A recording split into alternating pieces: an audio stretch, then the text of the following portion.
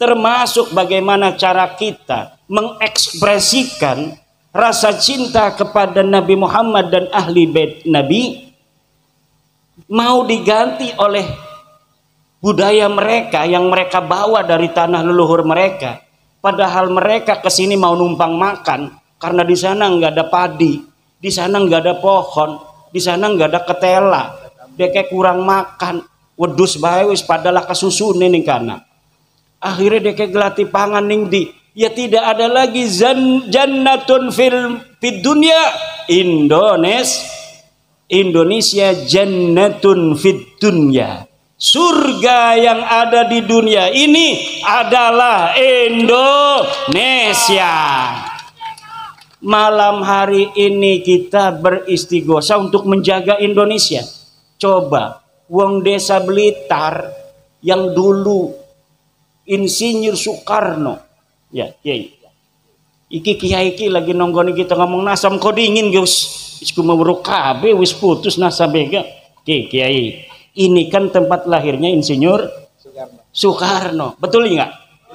Makamnya pun wis ditakdirakan nang Allah mati neng Jakarta, wis dikubur neng Bogor, tapi leluhur orang-orang Blitar di mana dia dilahirkan di sini terus neng Allah peninjauan kembali. Ya Allah, kita mengajukan peninjauan kembali ke mahkamah kuburan.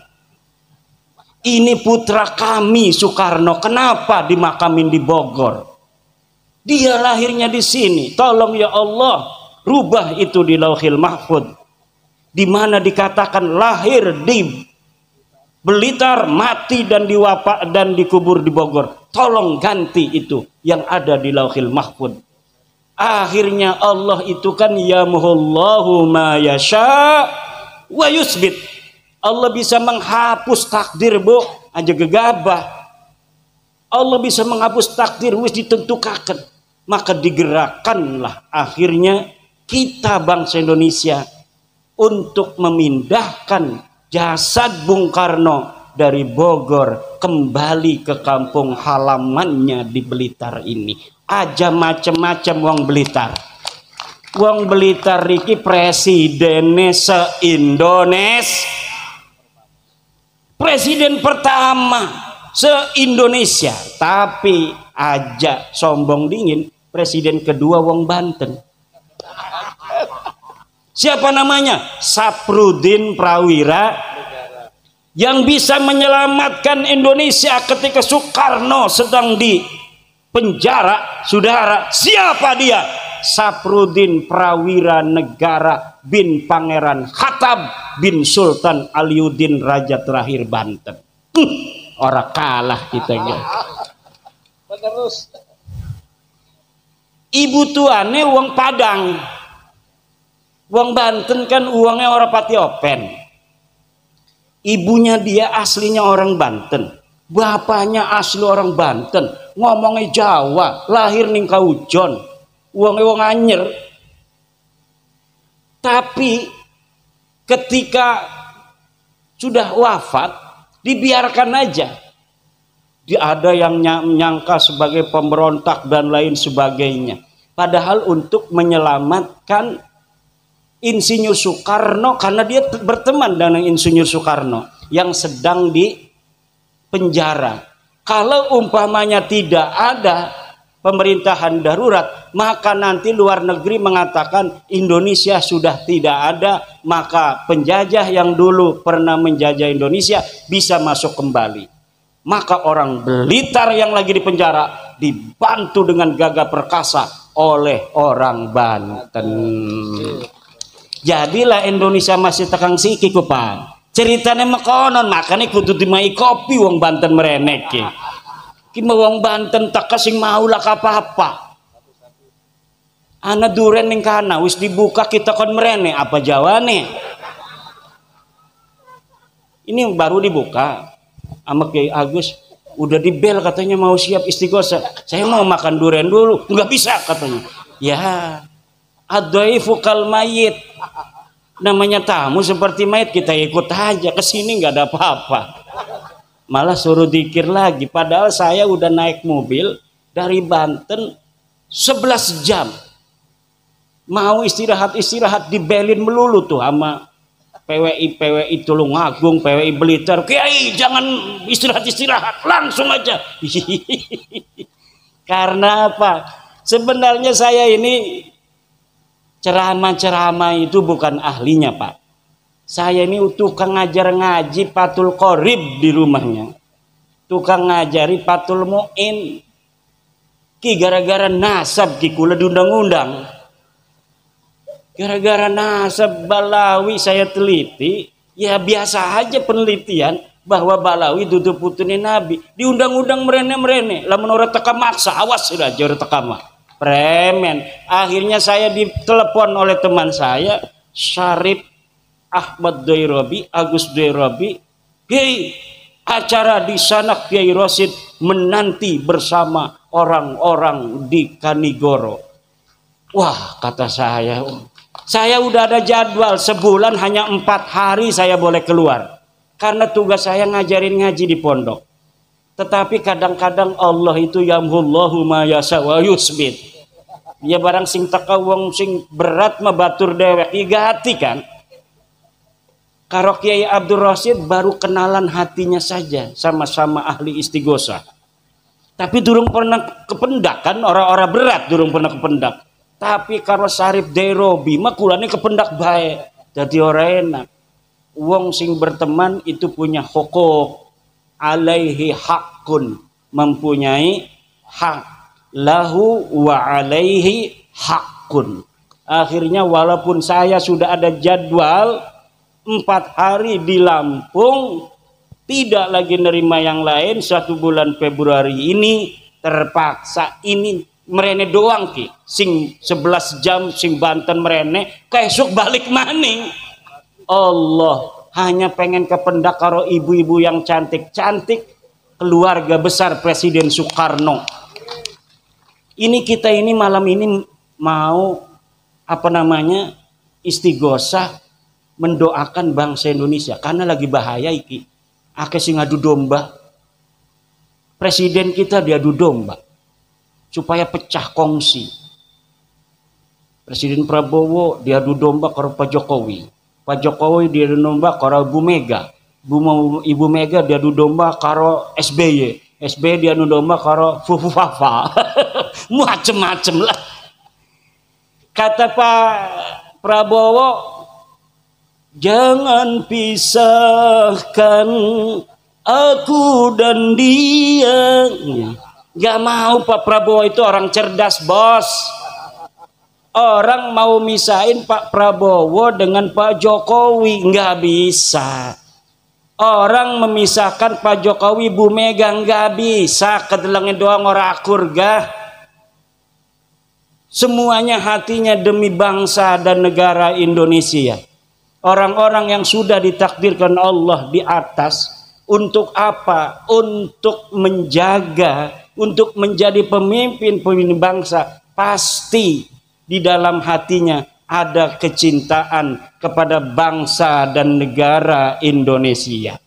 Semuanya saya yakin tidak mau bangsa dan negara Indonesia ini hancur kembali ke zaman dahulu kala. Masing-masing daerah gawe kerajaan dewek. Blitar gawe kerajaan sendiri, Tulungagung bikin kerajaan sendiri, Solo bikin kerajaan sendiri, Banten bikin kerajaan sendiri. Masing-masing gampang diadu domba, masing-masing gampang peperangan. Sekarang ini ketika sudah ada Indonesia, saudara, kita ini aman, tentrem, kertara harja. Hari Arab jadi malaikat KB mau bisa korupsi setitik karena kena mau manusia aja. Ini tujuannya pemimpin kita Pak Prabowo untuk bangsa negara, Pak Jokowi untuk bangsa negara, Pak Ibu Megawati untuk bangsa negara, SBY untuk bangsa negara, Gus Dur untuk bangsa negara, Pak Muhaimin untuk bangsa negara, PBNU untuk bangsa negara.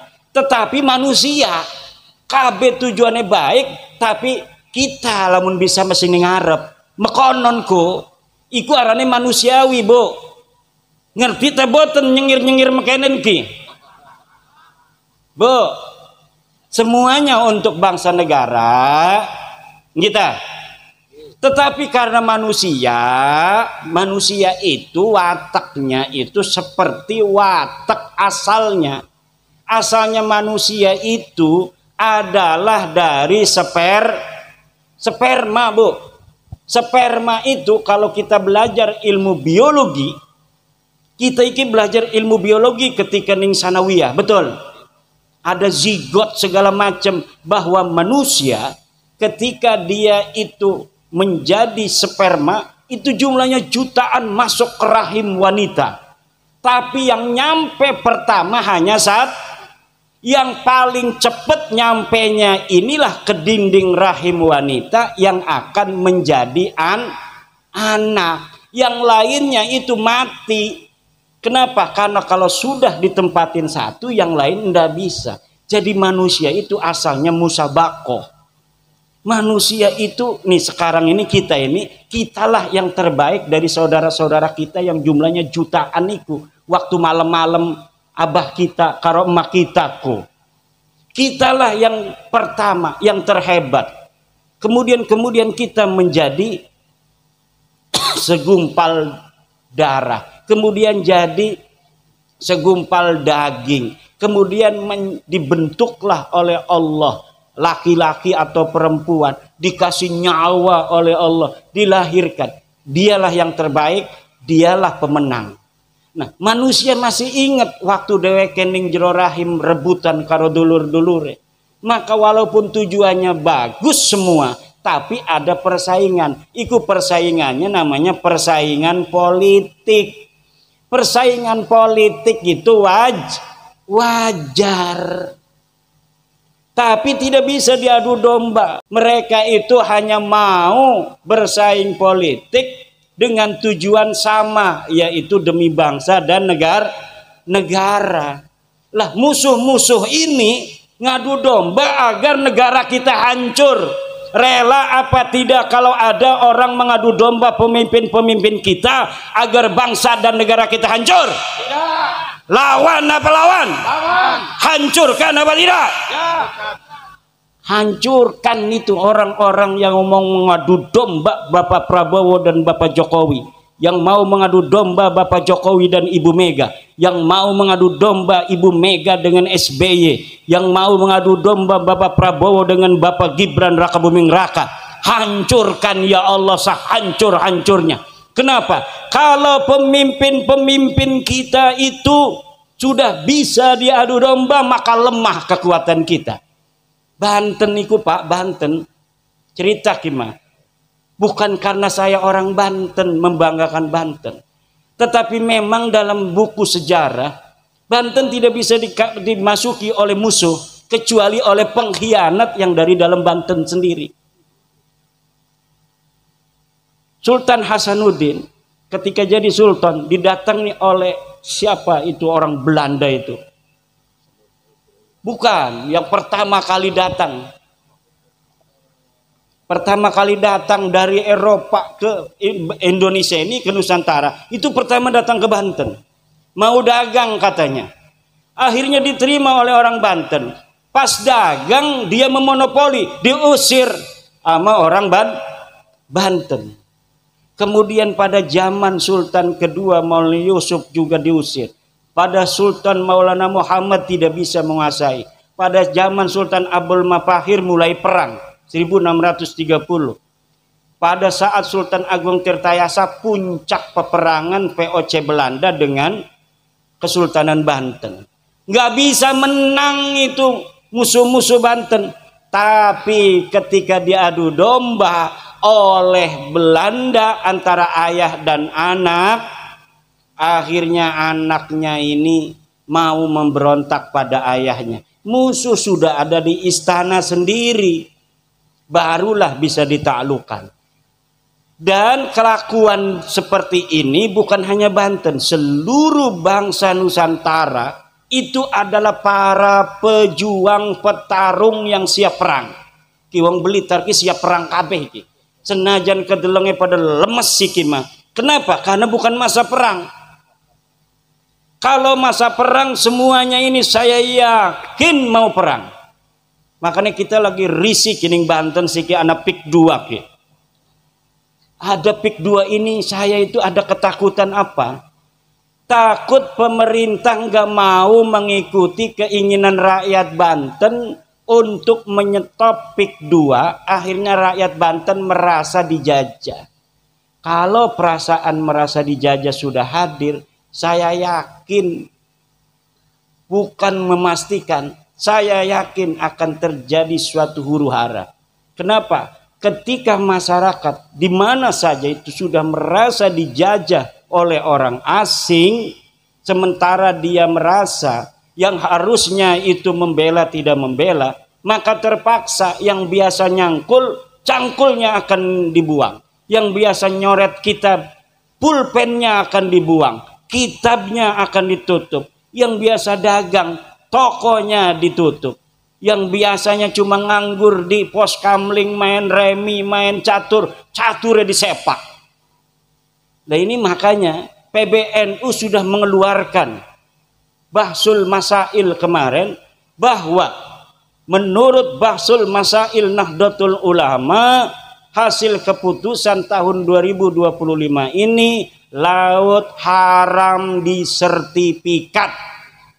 Saya memohon kepada pemerintah, presiden, menteri ATR BPN, menteri KKP, dan seluruh yang terkait bahwa PBNU sekarang sudah memberikan fatwa keagamaan bahwa mensertifikat laut dengan HGB dan SHM hukumnya haram. Tolong patuhi fatwa Nahdlatul Ulama, hentikan pik 2 di Tangerang dan seluruh Indonesia. Karena apa? Ternyata bukan hanya di Tangerang laut itu disertifikat, Bu. Di Sidoarjo ada, di Surabaya, di Madura, anak kowe wong Madura laut wis disertifikat. Di daerah lain juga banyak, kata menteri itu. Ternyata bukan hanya di Tangerang. Makanya Tangerang yang menjadi sumbunya. Ketahuan memang benar-benar daerah keramat itu. Daerah Banten kata orang tua, ini kata orang tua, mungkin kata orang Blitar, tanah Blitar keramat. Kata orang Banten, tanah Banten berkeramat. Tapi lamun dideleng-deleng ternyata anak bener ya. Dulu Sultan Agung Mataram yang masih saudara, sama-sama keturunan Ki Ageng Pemanahan dari jalur Ibu Banten, itu mau nyerbu ke Banten. Waktu mau nyerbu niat saja, itu malamnya sudah mimpi dia itu nanahan semua sekujur tubuhnya. Ngimpi doang. Akhirnya dia bangun. Pas bangun, ini bekas-bekas nanahnya masih ada. Apa ini urusannya? Oh, Sultan, jangan sampai menyerbu Banten. Akhirnya nggak jadi. Nah, sekarang juga gara-gara Banten ketahuan, seluruh sertifikat laut ketahuan. Bekasi yang paling dekat dengan Jakarta itu nggak ketahuan. Yang ketahuan di Tangerang dulu. Maka tolong kepada para pemerintah, iki masyarakat saya lihat sekelibat itu sudah ada cucu Pangeran Jaga Lautan Pulau Cangkir itu yang berziarah. Itu saya ngelihat karena saya kenal semua cucu Pangeran Jaga Lautan. Ada yang sudah berziarah dan bukan dari NU. Jadi banyak cucu-cucu Pangeran Jaga Lautan itu yang bukan NU. Dia masuk ke ITB, ke IPB, jadi HTI. Dia menjajakan HTI di Banten gak laku-laku.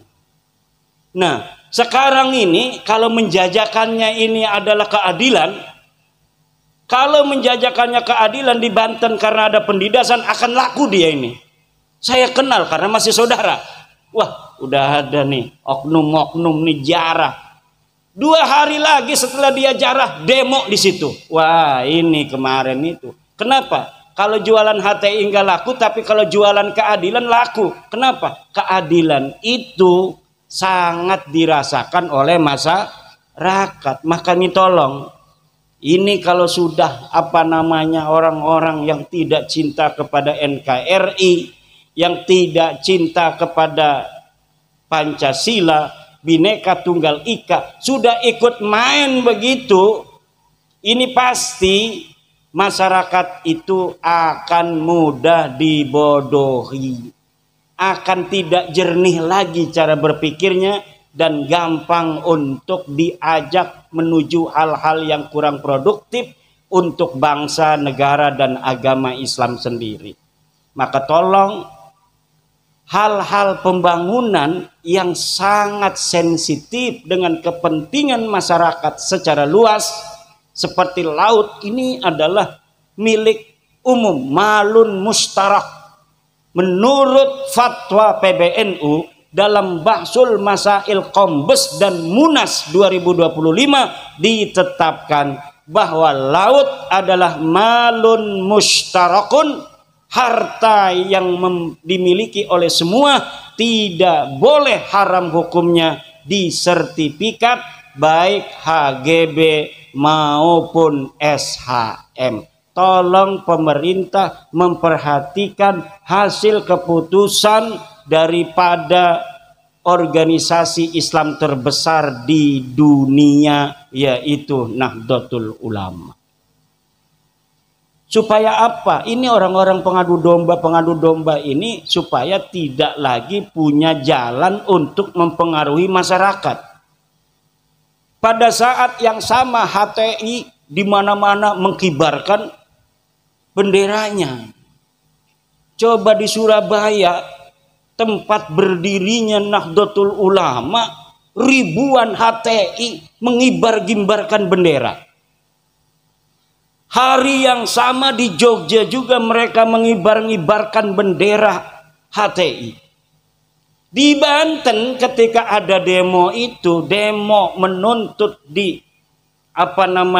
ditutupnya PIK 2, baik PSN-nya maupun PIK 2-nya yang bukan PSN, itu saya lihat mereka tidak mengibar-ngibarkan bendera la ilaha illallah. Tetapi 70% itu orang-orang HTI. Masyarakatnya hanya beberapa persen. Nah, makanya ini adalah sebuah hal yang mengkhawatirkan.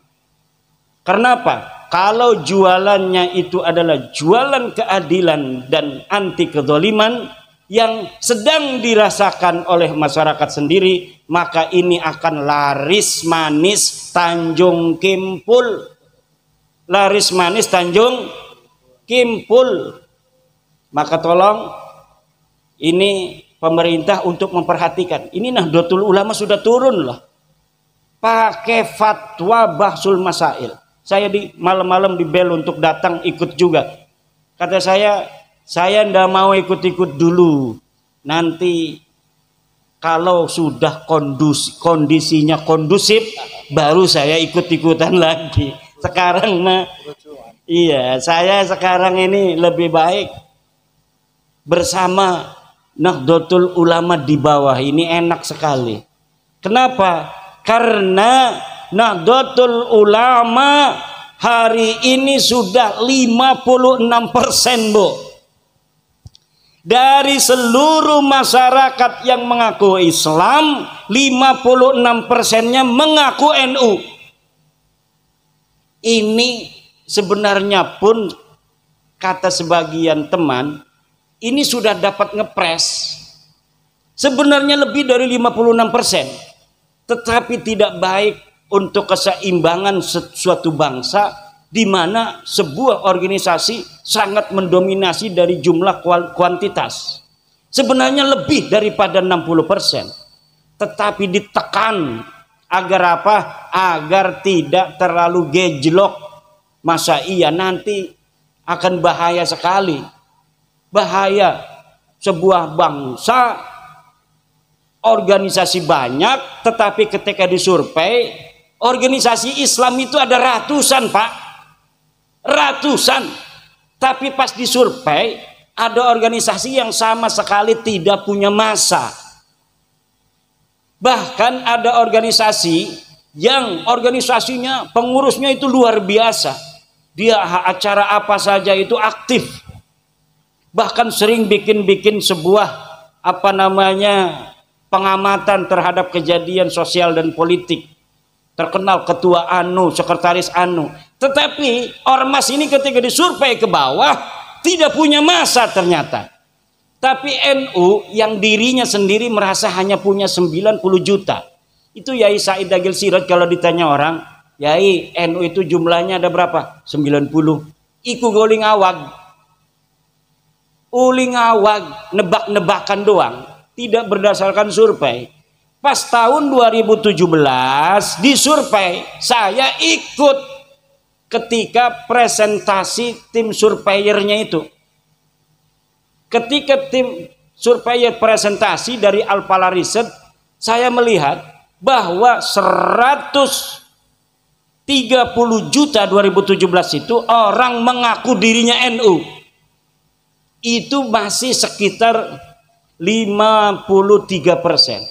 Kemarin saya nggak ikut, tetapi mendengar Gus Yahya mengatakan sudah 56% orang Islam di Indonesia mengaku dirinya NU. Coba itu hitung.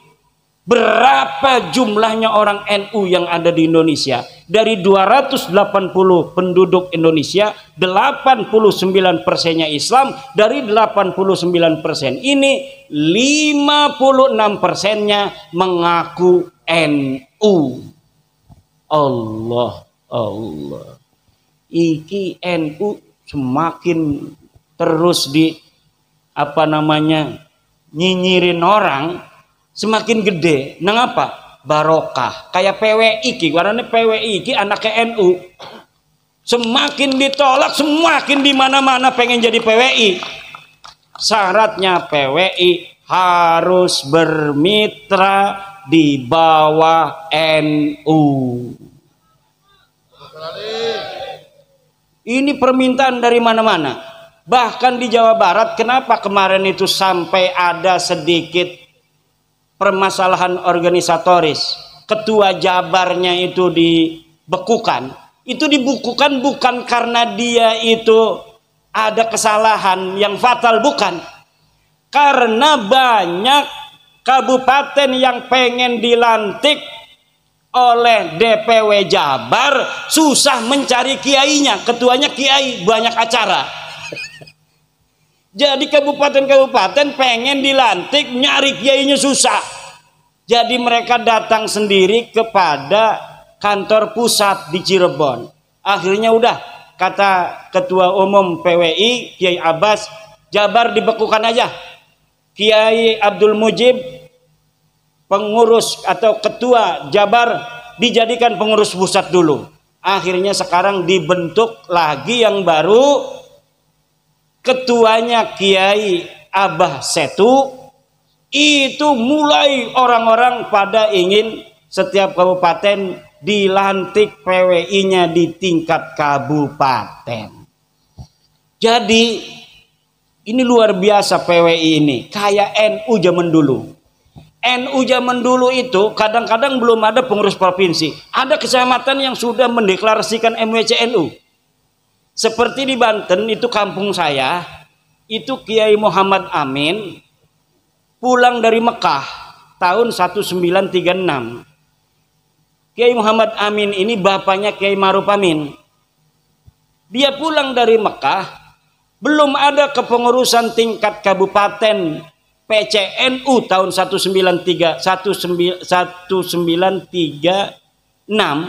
tapi Kiai Amin ini langsung mendirikan MWCNU tingkat kecamatan. Jadi kecamatannya ada, kabupatennya belum ada. Nah ini seperti ini nih PW ini. Kadang-kadang kabupatennya pengen, provinsinya susah. Nyari ketua provinsinya karena kiai semua. Kalau di Wonogiri Seragen, sekitarnya itu semuanya kebanyakan Suriah PCNU. Gampang nyarinya kalau Suriah, paling dia di pondok ngajar ngaji. Tapi kalau kiai penceramah susah. Nyari saya itu gampang, Pak.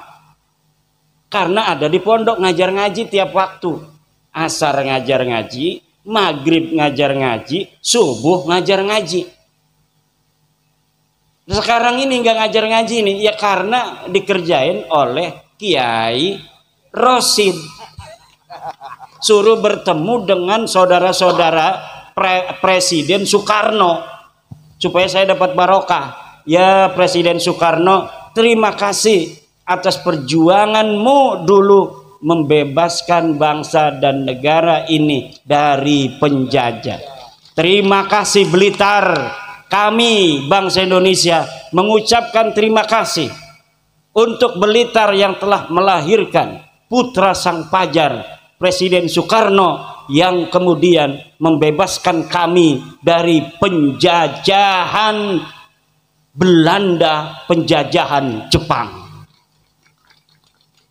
Kita tinggal menghancurkan penjajahan spiritual, pengakuan orang-orang yang merasa lebih mulia dari orang lain. Ini bahaya bagi keagamaan masyarakat Islam. Dalam ajaran Islam, inna dina indallahil Islam, sesungguhnya agama yang paling mulia adalah agama Islam. Dan dalam Islam orang yang paling mulia itu adalah orang yang paling bertakwa. Inna akramakum indallahi atqakum. Bahwa sesungguhnya orang itu bukan dilihat kemuliaannya dari keturunan siapa dia, dilihat dari pangkatnya, dilihat dari banyaknya uang, tidak, tapi dilihat dari takwanya. Semakin dia bertakwa, maka dia semakin mulia di hadapan Allah Subhanahu wa ta'ala. Tidak ada di dalam Islam orang dilihat dari keturunannya. Dia mau keturunan siapa saja, kalau dia bertakwa, maka dialah yang paling mulia. Inilah ajaran Islam dan inilah ajaran Pancasila, sila kedua, kemanusiaan yang adil dan beradab.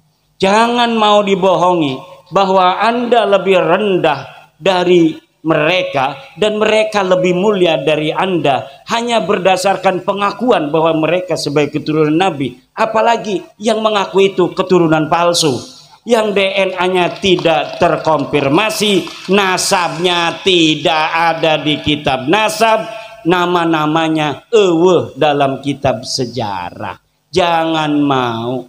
Kalian orang-orang mulia, turunan orang mulia, orang Blitar, bahannya bahan bagus, bisa jadi presiden. Sudah terbukti orang yang lahir di Blitar bisa jadi presiden. Haram hukumnya orang Blitar merendahkan diri di hadapan bangsa lainnya, apalagi bangsanya itu bukan bangsa Indonesia. Tunjukkan dada orang Blitar.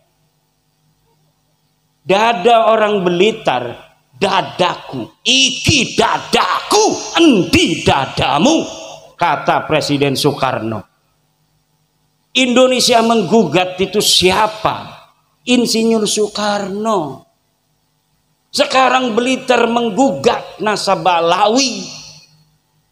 Tidaklah heran kalau Blitar ini menjadi salah satu pelopor di Indonesia terhadap peningkatan martabat, harkat, derajat, jati diri bangsa Indonesia.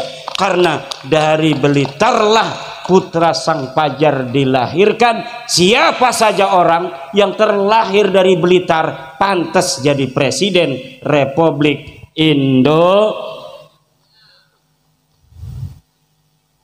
Wis jam rolas, Bu.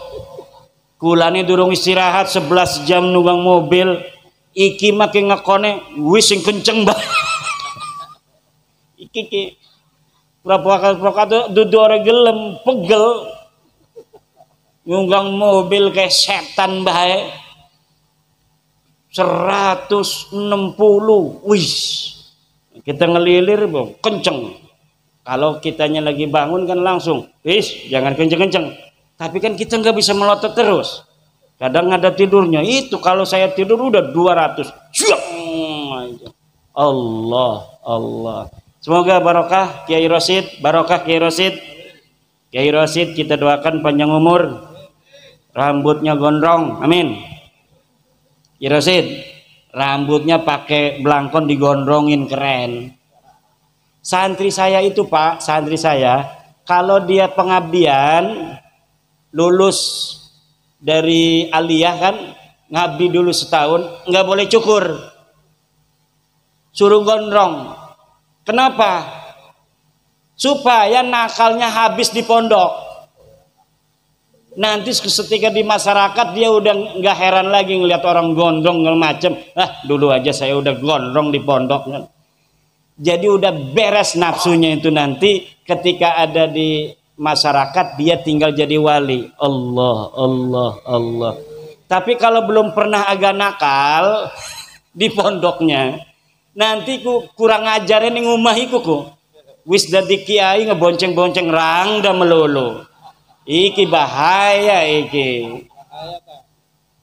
Kiai Saifuddin Zuhri, terima kasih ini bisa mendampingi dari Malang. Kiai katanya mau acara di Blitar, itu kampung saya itu. Saya lahir di situ. Saya mau hadir katanya. Masya Allah, kata saya, dari Malang itu kan berjam-jam. Tetapi karena beliau pejuang, beliau ini bawa jamaah dari Malang ke Kresek, ke Banten.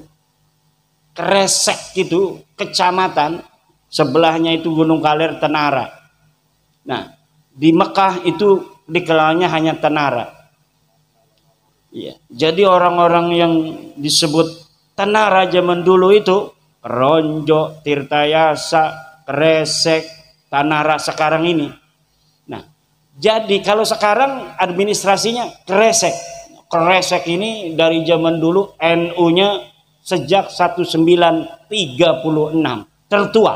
MWCNU tertua, melahirkan ketua NU DKI Jakarta Kiai Ahmad Syatibi tahun 70-an, ketua partai NU juga, kemudian juga Kiai Ma'ruf Amin. Karena memang daerah-daerah yang ada sanad kepada Mbah Hasyim Asy'ari, Mbah Syekh Nawawi Tanara Al-Bantani, itu biasanya langsung mendirikan Nahdlatul Ulama ketika mendengar Mbah Hasyim Asy'ari mendirikan Nahdlatul Ulama. Surabaya katanya sudah mendirikan Nahdlatul Ulama, murid-murid Syekh Nawawi Tanara.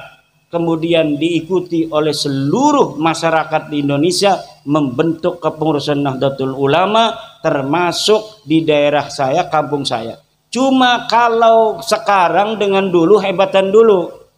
Dulu itu Ansor desa itu punya drum band. Sekarang Ansor nggak punya drum band.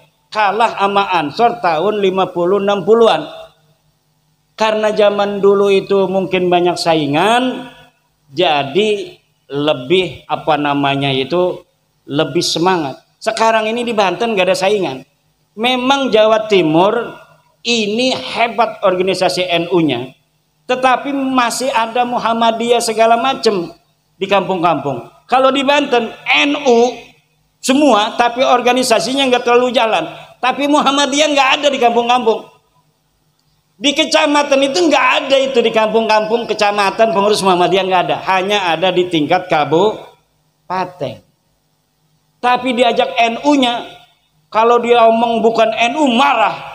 Tapi PBNU suruh begini, saya NU tapi NU-nya Mbah Hasyim. Mbah Hasyim udah wafat. Sekarang mah Mbah Miftahul Ahyar sama Gus Yahya.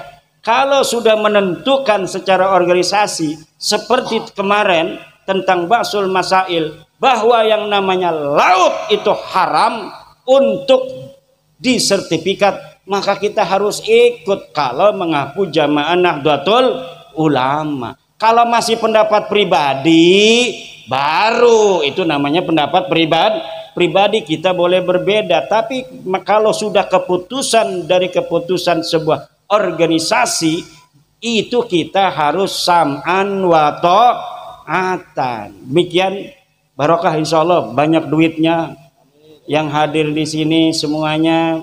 Ya Allah, kasih sayangmu, keberkahanmu Jaga negara Indonesia ini ya Allah, jangan sampai kurang makan. Warga negara Indonesia ya Allah, jangan sampai bentrok, jangan sampai pemimpinnya bisa diadu domba oleh pengacau-pengacau itu. Adili Jokowi, adili Jokowi, adili Jokowi, itu bentuk adu domba itu. Itu bentuk adu domba, jangan ikut-ikutan adili Jokowi, adili Jokowi. Kalau mau mengadili, laporin kepada polisi, laporin kepada KPK, laporin kepada jaksa. Itu cara kita mengadili. Lu mengadili di dokonening pinggir-pinggir dedalan, ya premen, tidak konstitusional. Ya kalau memang dinyatakan merasa ada salah nih Bapak Jokowi, ya silahkan laporkan.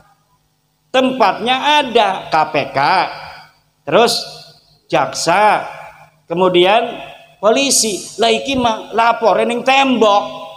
Adili Jokowi, ya temboknya meneng baik. Lah ini adalah upaya-upaya untuk membuat kacau Indonesia, memecah belah bangsa Indonesia. Dimulai dari memecah belah para pemimpin-pemimpin kita. Warga Nahdlatul Ulama senantiasa setia kepada negara kesatuan Republik Indonesia.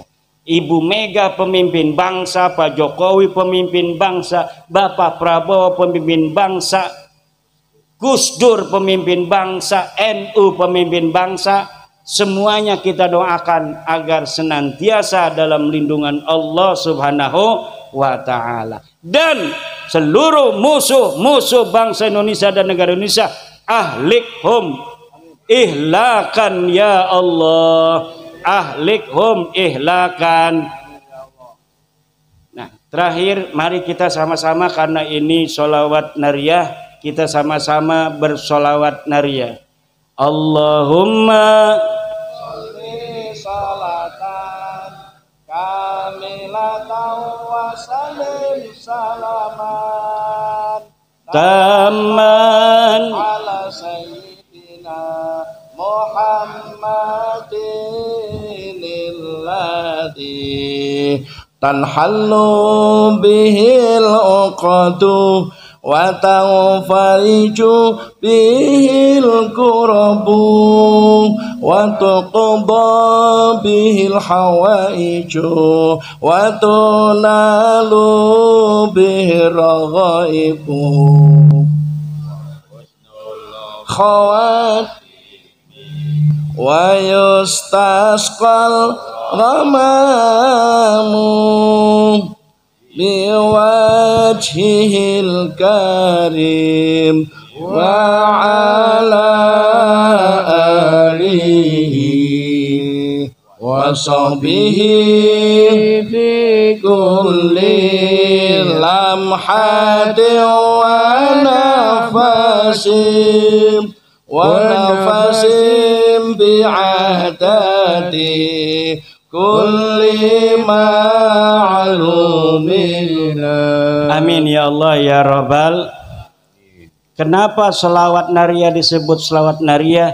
Li'annaha tuhaqqiqul hawaija kannari 'alal hashim. Li'annaha tuhaqqiqul hawaija kannari 'alal hashim. Karena selawat nariyah itu bisa menjadikan segala hajat kita menjadi kenyataan secara cepat. Amin. Seperti api terhadap dahan-dahan kering. Selawat nariyah juga disebut selawat tafrijiyah, li'annahu tufarrijul kuruba wal humum. Karena selawat nariyah bisa untuk menghilangkan kesusahan dan kedukaan. Disebut juga selawat nariyah itu miftahul kanzil muhit. Miftahul kanzil muhit li'annaha miftahul amwal. Karena selawat nariyah itu kunci harta benda. Siapa orang membaca selawat nariyah 4444